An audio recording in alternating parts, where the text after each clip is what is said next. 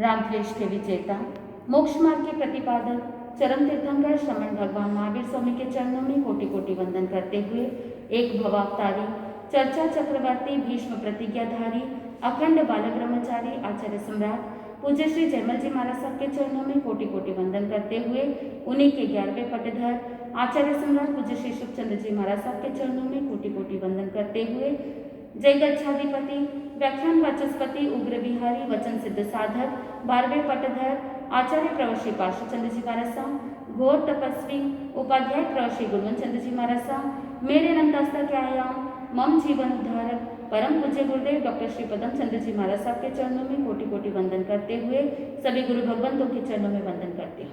गुरुदेव श्री की आज्ञा से आत्मबंधुओं, आज का ये पावन प्रसंग अक्षय तृतीया। आज के दिन हम सब ये चिंतन करते हैं कि ये चाहे वैदिक परंपरा हो, चाहे जैन परंपरा हो, हर क्षेत्र में, हर परंपरा में ये महत्वपूर्ण क्यों है। भारतवर्ष की एक प्रसिद्ध विशेषता है कि यहाँ पर पर्व मनाए जाते हैं और ये जो भारतवर्ष है वो संस्कृति प्रधान देश है।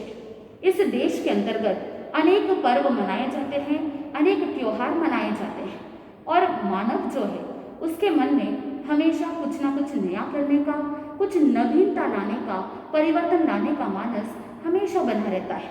अगर आपको कोई कह दे कि सुबह जो भोजन किया है शाम को भी वही भोजन करना है, तो आप क्या कहेंगे? रोज रोज वही भोजन कैसे संभव है? आप उब जाएंगे। ठीक उसी प्रकार अगर आपने आज जो कपड़े पहने हैं उसी कपड़े को कल भी पहनना है, रोज रोज अगर एक ही तरह का कपड़ा पहनने के लिए कहे तो आप क्या कहेंगे कि मैं रोज रोज एक ही तरह का कपड़ा पहन रहा हूँ, लोग क्या कहेंगे कि ये कैसा इंसान है कि रोज रोज एक ही तरह का कपड़ा पहनता है। तो आप भी बोर हो जाते हैं और लोग भी बोर हो जाते हैं। इसका मतलब क्या हुआ कि मनुष्य हमेशा कुछ ना कुछ नया चाहता है, कुछ ना कुछ चेंज चाहता है and change is the need of the hour. तो इसीलिए आगमकार भी यही कहते हैं कि संसार का दूसरा नाम है परिवर्तन। जब आप बगीचे में देखते हैं तो बगीचे के अंदर पत्तों के ऊपर नए नए ताज़ा ताज़ा फूल लगे हैं, पेड़ पौधों के ऊपर ताज़ा ताज़ा फल लगे हैं, तो वहाँ प्रकृति की शोभा है। ठीक उसी प्रकार मनुष्य के जीवन में भी कुछ नवीनता रहे, मन में उत्साह बना रहे, मन में उमंग बना रहे, उसके लिए हर कोई साधक, हर कोई व्यक्ति कुछ ना कुछ नया कार्य करता रहता है। इसी के लिए इस उत्साह को बनाए रखने के लिए ही पर्व और त्योहार बनाए जाते हैं। कहते भी है कि 7 वार लेकिन 13 त्योहार, यानी वार के अंदर 7 दिन होते हैं लेकिन त्योहार कितने सारे आ जाते हैं और मनुष्य हमेशा त्योहार के नाम पर कभी मेला, कभी उत्सव आदि करने से एक दूसरे से मिलते हैं, एक दूसरे के साथ उमंग उत्साह के साथ, खुशी के साथ रहते हैं, अपने भावनाओं को व्यक्त करते हैं, थोड़ी सी मौज मस्ती भी कर लेते हैं। लेकिन इन सब के अलावा कुछ और भी हमको चिंतन करना है, क्योंकि पर्व हमें क्या संदेश देते हैं। कुछ ऐसे पर्व त्योहार होते हैं जो नदी के अंदर बरसात के समान प्रवाहित हो जाते हैं, वो आते हैं और आने के बाद चले भी जाते हैं। जैसे होली, दिवाली, दशहरा आदि होते हैं तो पर्व आते हैं, त्योहार आते हैं तो एक खुशी की भावना लाते हैं। लेकिन जैसे ही पर्व त्योहार चले जाते हैं तो बाद में कुछ कुछ ऐसे त्योहार होते हैं जो सुस्ती लाते हैं, लेकिन कुछ ऐसे पर्व होते हैं जो हमारे भीतर एक त्याग, एक शुभ भावना को जागृत कर देता है। और कुछ पर्व जैसे पर्युषण पर्व, संवत्सरी आदि जो आध्यात्मिक पर्व होते हैं वो हमारे भीतर एक आध्यात्मिक संस्कार को जागृत कर देता है।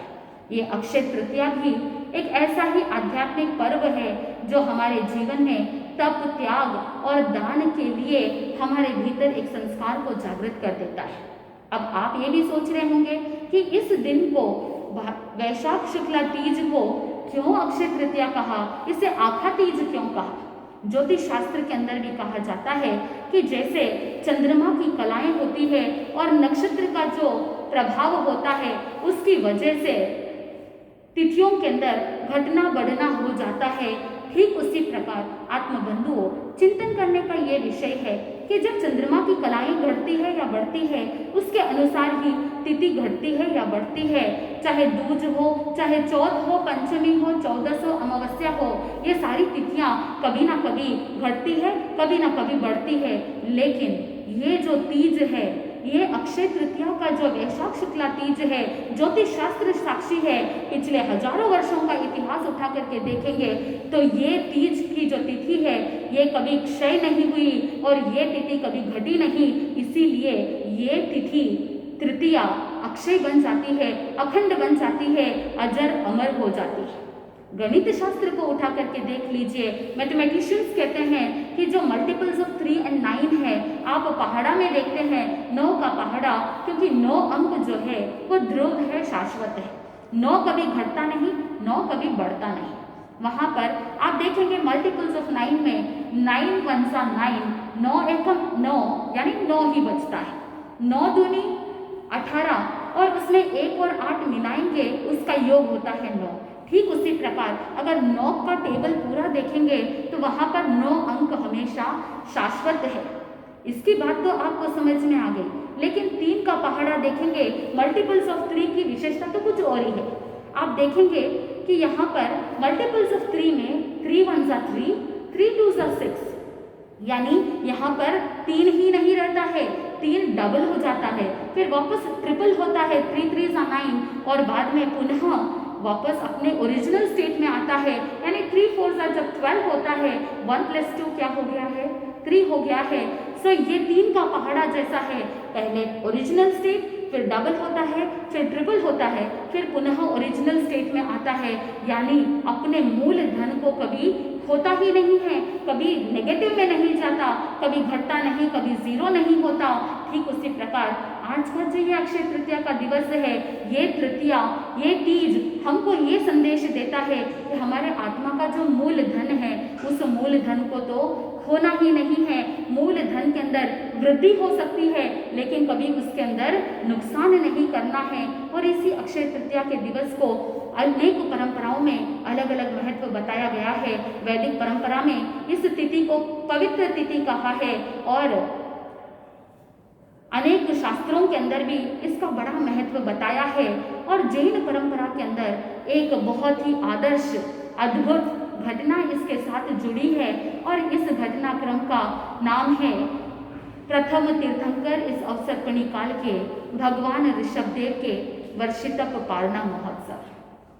वर्षितप का पारणा एक तरफ तपस्या की आराधना और दूसरी तरफ दान का बहुत बड़ा प्रादुर्भाव कि आदिनाथ भगवान ने जब चैत्र कृष्णा अष्टमी के दिन संयम अंगीकार किया, भिक्षा ग्रहण की, बेले के तपस्या के साथ संयम अंगीकार करने के पश्चात जब पारने का अवसर आया, नगर में भिक्षा के लिए भ्रमण कर रहे थे, तो उस भ्रमण के दौरान लोग देख रहे हैं भगवान को, देख करके बड़े खुश हो रहे हैं, बड़े प्रसन्न हो रहे हैं। ओहो, हमारे स्वामी आए हैं, हमारे नाथ पधारे हैं, क्योंकि आदिनाथ भगवान के प्रति आदर की भावना थी, क्योंकि वो शासक थे, प्रजा के पालक थे, इसीलिए हर एक के मन में वो आदर सत्कार की भावना थी। लेकिन भगवान को आदर सत्कार की आवश्यकता नहीं थी। भगवान तो भिक्षाचर्या के लिए आए थे, सुस्ता फ्रासुक ऐशनीय कल्पनीय आहार ग्रहण करने के लिए आए थे।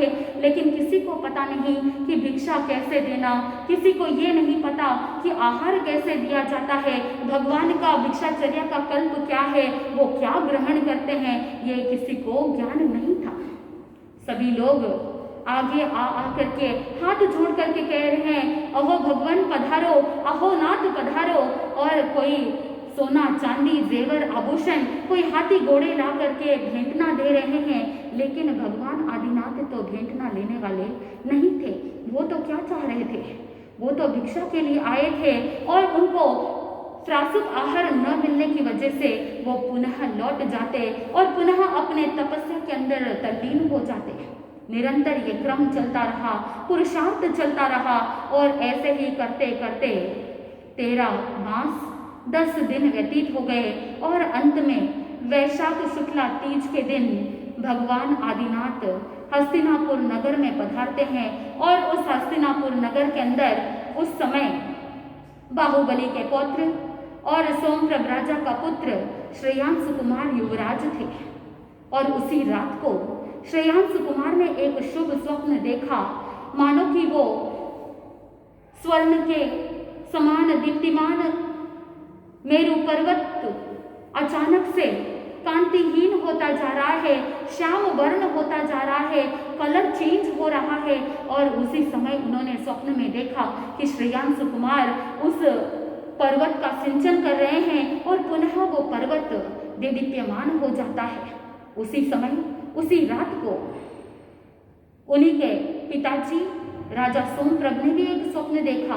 उन्होंने स्वप्न में देखा कि एक महापुरुष अपने ही शत्रुओं के साथ युद्ध कर रहे हैं और श्रेयांश कुमार उनको सहायता करता है, हेल्प करता है और श्रेयांश कुमार की मदद से वो महापुरुष शत्रुओं को पराजय कर देते हैं और विजयी घोषित हो जाते हैं। तीसरी तरफ उसी नगर के अंदर सुबुद्धि नाम का श्रेष्ठी था। उस श्रेष्ठी ने भी एक स्वप्न देखा। उस स्वप्न के अंदर वो क्या देखता है, आत्मबंधुओं, चिंतन ये करना है कि वो जो नगर श्रेष्ठी था वो भी विचार करने लगा कि उसके स्वप्न के अंदर आया कि सूर्य की जो 1000 किरणें हैं वो सारे अलग अलग छिद्र विद्र हो गए हैं और श्रेयांश कुमार की सहायता से वो पुनः सभी किरणों को सूर्य में स्थापित कर देता है। राजा सोमप्रभ और सुबुद्धि श्रेष्ठी अगले दिन विचार विमर्श कर रहे हैं और मन के अंदर ये चिंतन कर रहे हैं कि श्रेयांश कुमार को निश्चित ही कुछ शुभ लाभ प्राप्त होने वाला है। और इधर श्रेयांश कुमार अगले दिन गवाक्ष के अंदर बैठे बैठे चिंतन कर रहा है कि मैंने ऐसा शुभ स्वप्न देखा, क्या हो सकता है। इसके बारे में ही चिंतन कर रहा था कि अचानक उसने देखा कि उस हस्तिनापुर नगर के राजमार्ग के अंदर प्रभु आदिनाथ पधारे हैं। सारी जनता देख करके प्रातःकाल उनके पीछे पीछे जा रही है। कोई वंदन कर रहा है, कोई भेंट करने के लिए तैयारी कर रहा है, कोई कुछ कर रहा है। लेकिन भगवान आदिनाथ तो भिक्षाचर्या के लिए पुनः नगर के अंदर पधारे थे। और उस समय कुछ लोग ऐसा कह रहे हैं कि अहो ये क्या बात हो गई, स्वामी कुछ बोलते क्यों नहीं है, स्वामी कुछ लेते क्यों नहीं है, ये क्या चाहते हैं, इनको क्या चाहिए, कुछ समझ में नहीं आ रहा था। लोग जब आपस में बात कर रहे थे तो मानो कि कोलाहल के शब्द नजर आने लग गए, कोलाहल मच गया। और उसी कोलाहल के दौरान राजमार्ग में इतनी भीड़ को देख करके अचानक श्रेयांश कुमार की नजर पड़ती है। जैसे ही नजर पड़ी श्रेयांश कुमार ने देखा और विचार करने लगा, ये महापुरुष कौन है, ऐसे महान तपस्वी जिनके पीछे इतने हजारों लोग राजमार्ग के अंदर इकट्ठा होकर के खड़े हैं, विनती कर रहे हैं, लेकिन फिर भी कुछ नहीं बोल रहे हैं। आत्मबंधु, भगवान ऋषभदेव की तपस्या की एक और विशेषता है, एक तो अखंड मौन व्रत और दूसरा संपूर्ण रूप से निर्जल व्रत। यानी जिन्होंने जल भी ग्रहण नहीं किया और जिन्होंने कभी एक भी शब्द दीक्षा अंगीकार करने के बाद बोला नहीं, उनको क्या चाहिए क्या नहीं चाहिए उन्होंने एक भी शब्द नहीं कहा, ऐसी उत्कृष्ट तपश्चर्या के साथ जब वो आगे बढ़ रहे थे, श्रेयांश कुमार देख करके चिंतन कर रहा है, ऐसे कौन महान तपस्वी है, मुझे ऐसा क्यों लग रहा है कि मैंने इनको कहीं देखा है। और ऐसा सोचते सोचते मन में ऊहापोह उठता है, चित्त की एकाग्रता बनती है और जैसे जैसे चित्त की एकाग्रता बनी, मति ज्ञानावरण का क्षयोपशम हुआ और उसी क्षयोपशम के दौरान जाति स्मरण ज्ञान के द्वारा श्रेयांश कुमार ने यह जाना, अहो मैंने पूर्व भव में ऐसे ही संयम अंगीकार किया था, मैंने भी ऐसे श्रमण दीक्षा अंगीकार की थी। और वो पहचान जाते हैं कि ये तो और कोई नहीं, ये तो आदिनाथ भगवान है, भगवान ऋषभदेव है और ये दीक्षाचर्या के लिए आए हैं। और उसी चिंतन के साथ, उसी विचार विमर्श के साथ श्रेयांश कुमार नीचे उतर करके आते हैं और प्रभु से विनंती करते हैं, पधारो प्रभु, पधारो, यहाँ पर अभी शीघ्र ही 108 कलश भरे हुए इक्षु रस आया हुआ है, किसान लेकर के आए थे, ये प्रासुक है, ऐशनीय है, कल्पनीय है।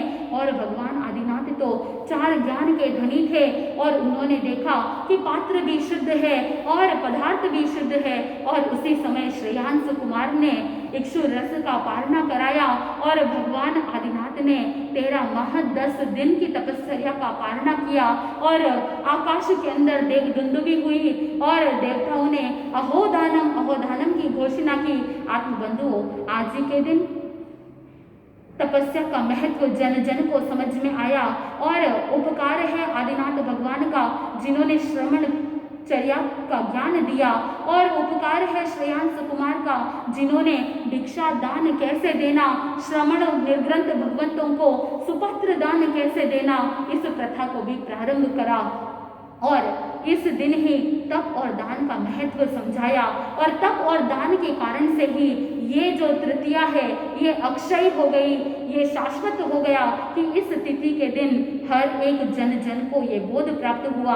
तो आज के दिन आप ज़्यादा से ज़्यादा तप आराधना में तल्लीन रहे, ज़्यादा से ज़्यादा दान पुण्य करें, क्योंकि ये तृतीया हर एक साधक को अक्षय पुण्य प्रदान करने के लिए सहायक बनता है। तो आप सबको अक्षय तृतीया की बहुत बहुत शुभकामनाएं। आपके जीवन में नवीनता आए, परिवर्तन आए और आपका जीवन सुगमता के साथ आगे बढ़े। इसी के साथ आनंद ही आनंद बोले। श्री जैन धर्म की जय।